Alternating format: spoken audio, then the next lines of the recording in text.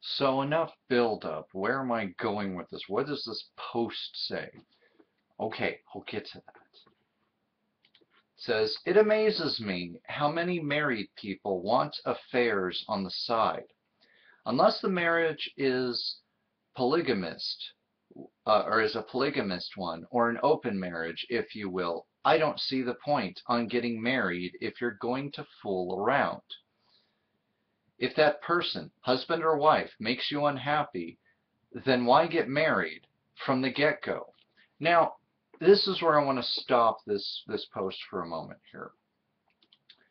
And this is where the distinctions matter. If I'm going to look at this from two perspectives, one being monogamous and one being that the man cheats, just for the sake of how society tends to look at this little topic here. You know, because that's in a way, that's what this topic does look at this as being. Excuse me, I need a little refreshment here. And yes, I know I've read the story about hospital visits attributed to this, but right now I really am in need. Not that I'm saying I'm addicted, just right now this is what will keep me awake so that I can finish up with the things that I missed out on when I fell asleep today. Okay, so point is not about the energy drink. The point is, now see, if the man wants affairs on the side, but he talks about it up front, then where's the problem? If his wife is okay with things, hell, if she's practicing herself, then where's the problem? You know, as long as it's not something that's if there's children involved, people can still have polyamorous relationships. I believe there was a couple, maybe it was they had kids, I don't fully recall, in one of the Penn and Teller shows about traditional marriages, talking about people who started off with the idea of a traditional marriage and then moved into polyamory and have never been happier. But see, this is one of those ideas of, well, if you're in a relationship with a woman and you want to have a relationship with another woman, then go with the other woman because it's obvious. It's obvious you didn't love the first woman to begin with. First off, screw you. Because that's assuming intent. That's assuming that I'm a love 'em and leave 'em kind of person, and I think that's disrespectful to me, especially if I'm going about it in a respectful manner. If my partner knows about my tendencies up front, as my current one does, and if we discuss things ahead of time,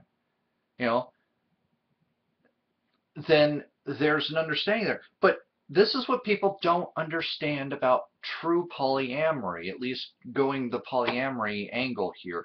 I don't know enough about polygamy to be completely honest with you to be able to comment on it in depth, because I do feel there is a bit of difference between the two. But at the same time, as long as it's safe, consensual, and isn't like the polygamist cults being the key word there, where such things such as child brightdom can sometimes occur, then I don't see where the problem is. Oh, what are we going to tell our children? Tell them the truth. This is the same thing like, oh, we can't legalize pot because what am I going to tell the children? Tell them the damn truth. Stop filling their heads with propaganda and telling them this is bad. If you do this, not only are you breaking the law, but you're going to go to hell. What does that accomplish? What is that? How does that help? With me, I don't need hell to know not to kill people. I don't need hell to know not to steal from people. I don't need hell as anything to be a good person. I am a good person because it's just my nature. Same thing with polyamory in most cases, although recently I'm kind of finding that I'm having no trouble being monogamous in this particular relationship. But again, that's due to a great many factors here. But I hate that idea. Oh, why are you even married? It's not like you actually love the person you're with. How do you know? How do you absolutely know? Oh, because they're stepping outside the bounds of a traditional marriage, of a traditional relationship as we've come to see it, and we're acting as if this makes any sense when you see, polyamory and evolution, and you realize that that monogamy and monogamous marriages were never the default position of society as a whole. But no, we adopted this. We adopted these ideas that we cannot be moral without monogamy. And if you're not being monogamous, then you're cheating with permission. You're being immoral. You're being a bad person. And then you should be ashamed. And you should have nothing to say to your children except the truth. We Me talking about polyamory to my son is not going to scar my son. If anything, it's may have no effect on him when I give him the talk in a couple of years here.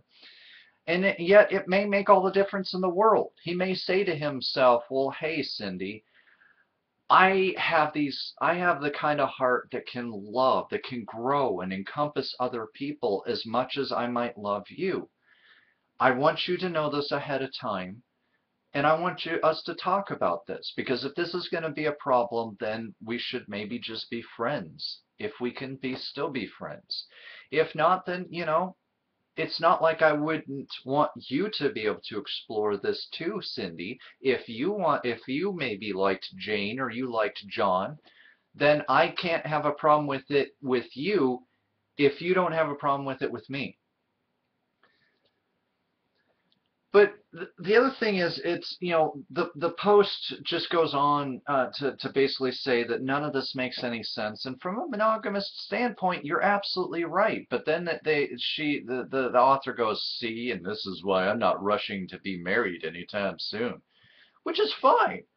Personally, if it wasn't for the legality of it, if it wasn't for the perks that you get, if it wasn't for the insurance breaks that you can sometimes get being a couple, life insurance benefits, on and on and on, there would be almost nothing beyond some sort of symbol of love, if that, for marriage to exist.